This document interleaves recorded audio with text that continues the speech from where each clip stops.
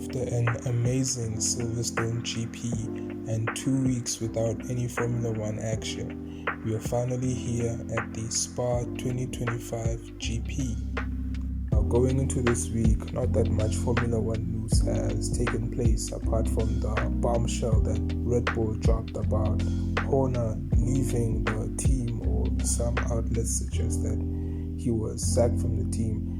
I did a video on that subject matter. I'm not going to talk about it in depth in this video, and because there isn't that much news, I'm just going to go straight into the predictions. Now, because this is a sprint weekend and we basically have 4 sessions of racing to go over, I'm just gonna focus on streamlining my predictions, not making them as long and draw out the length of this video. And so with that out of the way, let's get right into them. Here's how my predictions are gonna work. I'm gonna be looking at the top 8 in the sprint session, so the sprint race and the sprint qualifying session, because only the top 8 are awarded points in those sprint sessions. And then I'm going to be looking at the top 10 in the normal qualifying session and the normal Sunday race that we have in every Grand Prix weekend. I'm also going to be looking at the best and worst teams, and here we are. For my best and worst teams, I'm looking at the worst teams first, and the team that I've got in that 10th spot, that worst spot, is Alpine. Now, Alpine have been in a downward spiral for a pretty long time now. Nothing seems to be going right for them, and they're also having issues with their second driver. Pierre's the one who's making the difference right now. We saw that good drive, that masterclass of a drive from him in Silverstone, where the conditions were just treacherous and the car itself wasn't where Pierre would like it to be, or where it was at the start of the season. And for that, they're gonna be in my 10th spot, because I think they're just gonna have the same issues that they've had in Silverstone, because Spa and Silverstone are pretty much similar, almost similar. Maybe they can make up for it in the straights, but in the corners, the car just doesn't have the grip nor the downforce that's going to be needed to make a real difference against all of the other teams. So for that, Alpine is my worst team for this weekend. The team that's going to be taking my 9th spot, the 9th spot of my ranking, my second worst team, I'm looking at Racing Bulls. Now, that's not because I think that the car's going to be bad or anything. It's just that they are having some struggles within the team internally, especially with the new leadership shake-up changes that they've undergone due to Horner's departure from Red Bull. And also, strategy-wise, the team hasn't really been making sound calls in the races.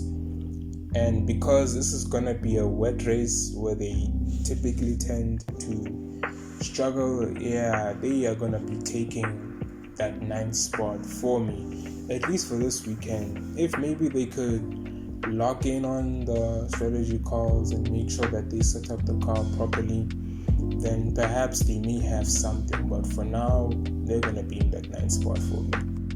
For my third worst team, the team that's going to be taking the 8th spot, I'm looking at Haas. They've been lacking that little bit extra, for the qualifying sessions, and that's really hurting them, because I think that if they can find a 10th or 2, they'll be able to find themselves in Q2 regularly, or maybe even Q3 sometimes. But they do make up for it in the races. The car has solid race pace, not as good as I would say Aston Martin or Williams even, but they do compete with Sauber now.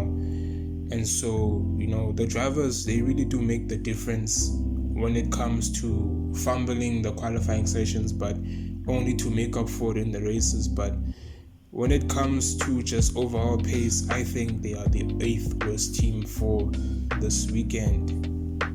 Now for positions 7, 6, and fifth, I pretty much just look at those positions as the teams that aren't going to be super on top, nor teams that are going to be super bad or anything like that. These are like the mid teams, the mid teams of the weekend.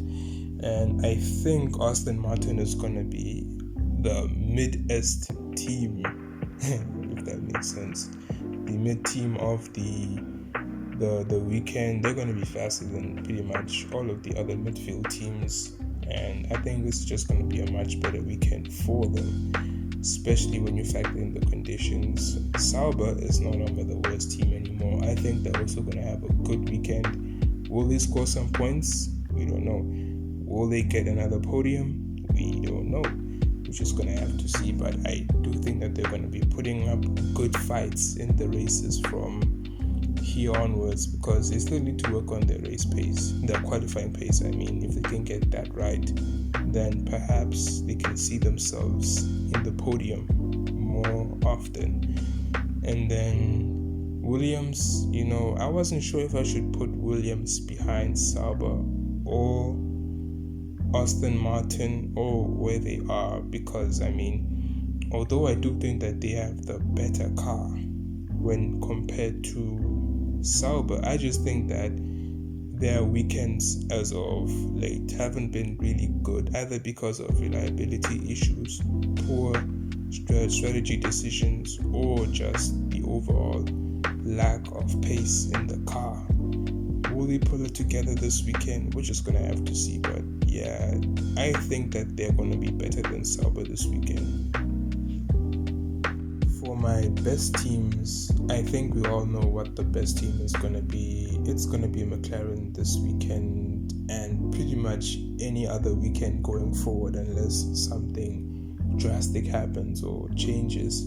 They're definitely going to run away with the title this season. I don't see any other team making up the deficit that they've got to McLaren, but hey, still have 12 more races or so anything can happen. Ferrari, I'm putting them in my second spot. They're going to be the second best team this weekend. Silverstone is like Spa.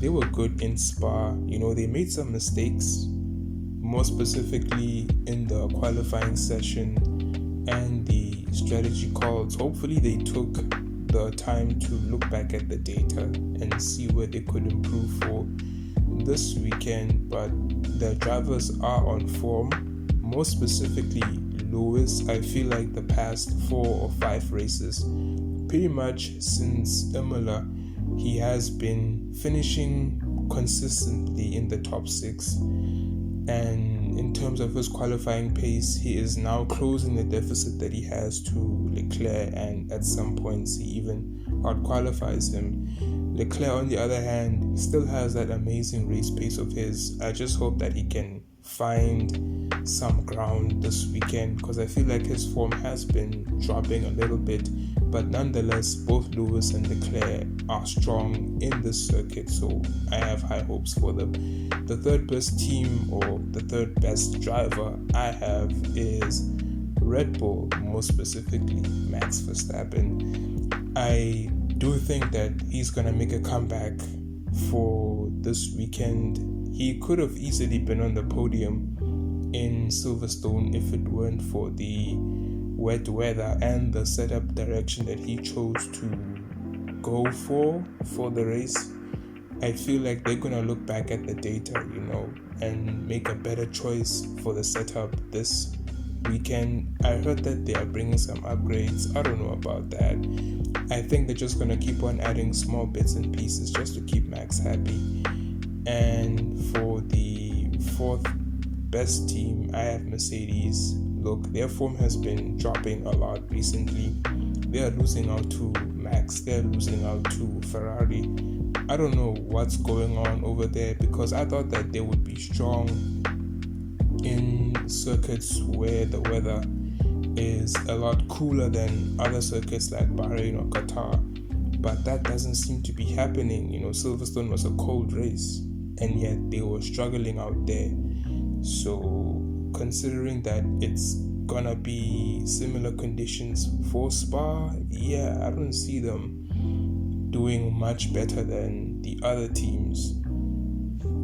That concludes my best and worst teams for this weekend. Now moving on to the sprint quali and sprint race sessions. Starting with the sprint quali session, for pole position I have Piastri. Second place I have Norris. It's McLaren, they're gonna dominate.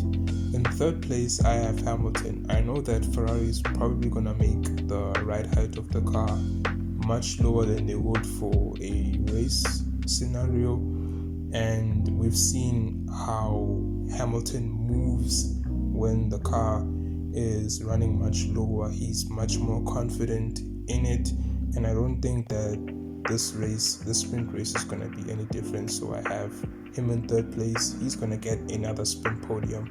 Could be second, could be third, but for now I'm putting him in third. Fourth place I have Leclerc. He's definitely going to be close to Lewis. I think he's going to have a much better weekend this time around. We don't know though. So that's him fourth. Max, I have him in fifth place, mostly because when Ferrari puts the ride height much lower for the sprint sessions, they are really fast, and I don't think that the race pace or the sprint race pace of the Red Bull will be able to match up to Ferrari's sprint race pace. So he's going to be in fourth. Sixth place I have Russell. You know, it's Mercedes, Max, Ferrari. Yeah, they're gonna beat them here again. Alonso in seventh. He's gonna have a much better weekend than he did before. And then the person who's gonna be taking the final point in eighth place is Antonelli. For the sprint race, Piastri is gonna take pole and the win.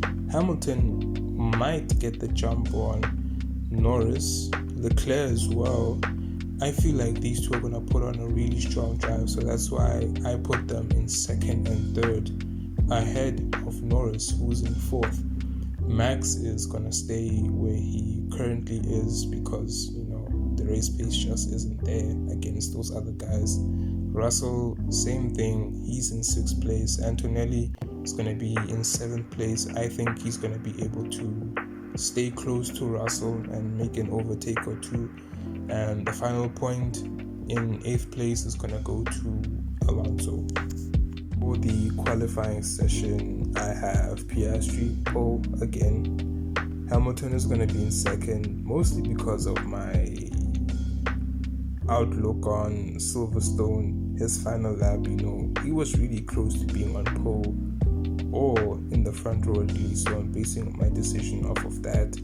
Norris in third, Leclerc in fourth, Max fifth again, Russell sixth, Alonso seventh. Gasly is gonna make up for the poor quali pace that he has, either in his setup choice or, you know, some other factors, maybe like the rain. So he's gonna be in eighth, and then ninth I have Antonelli, and then 10th I have Albon. And lastly, for the race, now Piastri pole again. It's gonna be Piastri's weekend. I don't think he's gonna let what happened in Silverstone slide at all. And then Norris is gonna be behind him. Hamilton is gonna lose a place to Norris in third, because overall, in terms of like race pace from start to finish in a Grand Prix race day, McLaren are those guys, you know, they are that team. And I don't think Ferrari have what it takes to manage their tires and their race for an entire session. So Hamilton is going to be in third. Max is going to be in fourth, ahead of Leclerc, who's in fifth. Russell again, sixth. You may say that I'm dunking on Russell, but I don't know. We're just going to have to see how the race goes. It is going to be a red race, so that also influences my decision on who should be placed where. Alonso's going to be in seventh. He's Alonso. He's the GOAT. Even though he's in a trash car, I think he's going to make up for it by scoring some more points than he did in the last race weekend. Antonelli is going to be in 8th, Gasly in 9th. Again, he's going to make up for the poor car that he has, that Alpine. And then Ocon, doesn't have good race pace, but I think he's going to make up for it doesn't have good quality pace, so I think he's going to make up for it in the race. And that's it from me. These are my predictions for the race for the entire weekend, my best and worst teams. And if you like the video, then please leave a like, subscribe, and I am out. Let's enjoy ourselves a Spa Grand Prix, and peace.